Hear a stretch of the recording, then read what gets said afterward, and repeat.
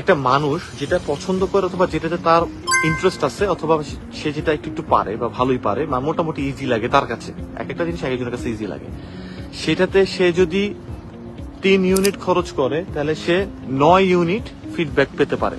আমি ধরে নিচ্ছি 3 ইউনিট খরচ করলে সে 9 ইউনিট ফিডব্যাক পাবে বা রেজাল্ট পাবে।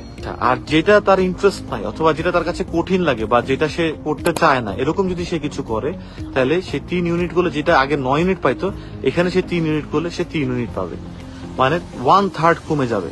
এটা মাথায় রাখতে হবে, 1/3 কমে যাবে।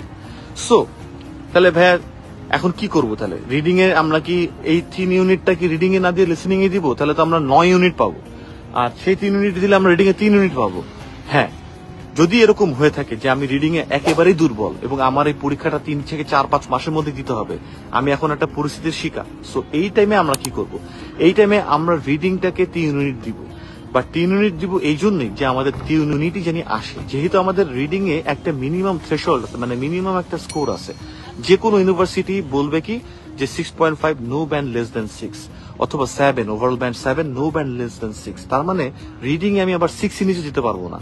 হ্যাঁ, আমি অন্যগুলোতে একটু ওই সেম পরিমাণ এফোর্ট দিয়ে আমরা কিন্তু বেশি পেতে পারি, বাট রিডিং এর ক্ষেত্রে আমরা সেই সেম পরিমাণ এফোর্ট দিয়ে কম পেলেও আমাদেরকে ওই একটা থ্রেশহোল্ড তো পাইতে হবে, মানে 23টা কারেক্ট করতে হবে একাডেমিকের ক্ষেত্রে, নাকি 6 এর নিচে তো পাওয়া যাবে না একাডেমিক আইএলটিএস এর জন্য।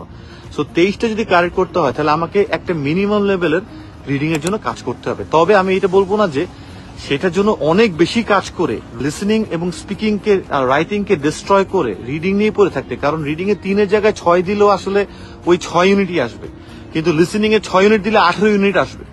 তো হয়তো আমার 7 পাইতে গেলে ওভারঅল হয়তো 18 ইউনিট দরকার।